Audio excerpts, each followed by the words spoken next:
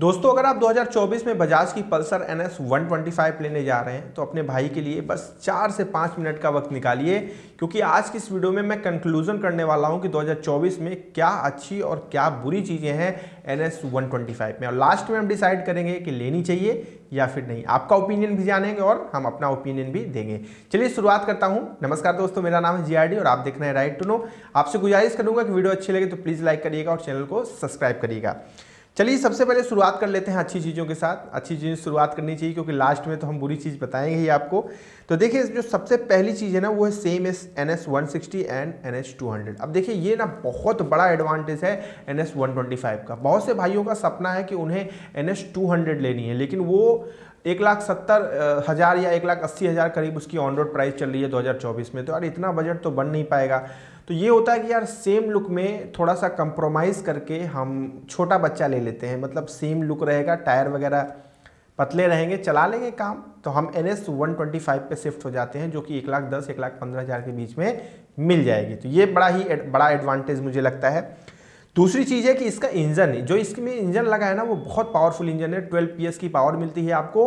आप जब इसे चलाएंगे, टेस्ट राइड वगैरह लेंगे तो आप महसूस करेंगे कि वाकई में पावर काबिल तारीफ है, आपको कहीं दिक्कत नहीं होगी। सिटी में चलाते हैं तो एक पंची फिगर आपको मिलेगा, एक पंची पिकअप मिलेगा देखने को, जिससे आप काफ़ी इंप्रेस होंगे। अब देखिए बजाज पल्सर NS 125 का टोटल वेट है 144 kg, 144 किलोग्राम की बाइक है और ये दूसरी सबसे वजनी बाइक है 125 cc की।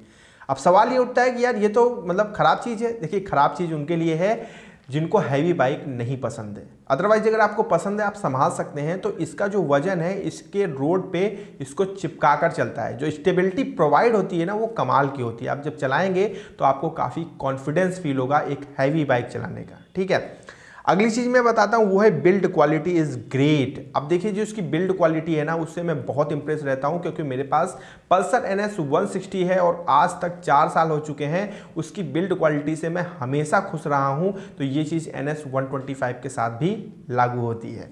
अगली चीज़ मैं आपको बताता हूँ वो है good for city and highway. अब देखिए सिटी और हाईवे दोनों के लिए बाइक परफेक्ट है। अगर आप सिटी में चलाना चाहते हैं तब तो कोई फजीयत, कोई दिक्कत परेशानी नहीं है, आप आराम से चला सकते हैं। आपको बढ़िया पिकअप मिलेगा और माइलेज अप्रॉक्स आपको 45 प्लस का मिल सकता है अगर आप इको स्पीड में चलाते हैं तो। ठीक है, माइलेज को लेकर मैं उतना इसको जो है ग्रेट नहीं मानता हूँ, क्योंकि 125 cc के हिसाब से इसमें जितना माइलेज मिलना चाहिए उतना तो नहीं मिल पाता। ठीक है, तो इसको मैं ना डिसएडवांटेज में डालूंगा ना एडवांटेज में डालूंगा। ठीक है, तो देखिए अगर आप हाईवे पे लेकर जाते हैं तो इसमें सेम सीटिंग कंफर्ट मिलता है NS 160 और NS 200 की तरह। तो आप समझ जाइए कि आप हाईवे पे भी चला सकते हैं और सिटी में भी चला सकते हैं।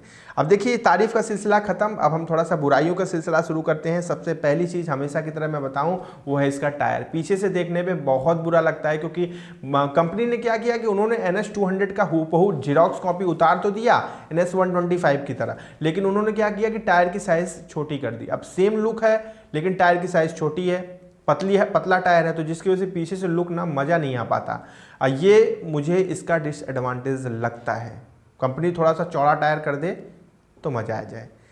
अगली चीज़ मैं बताता हूँ वो है नॉट गुड रीसेल वैल्यू। अब देखिए मेरी NS 160 जो है 4 साल हो गए हैं। अब मैं उसको जब रीसेल करने जाता हूँ तो जो कीमत लगती है ना उससे मतलब मुझे लगता है कि यार रहने दो, फिर नहीं बेचेंगे, इसको घर पे ही रख लेते हैं, इमरजेंसी में काम आएगी।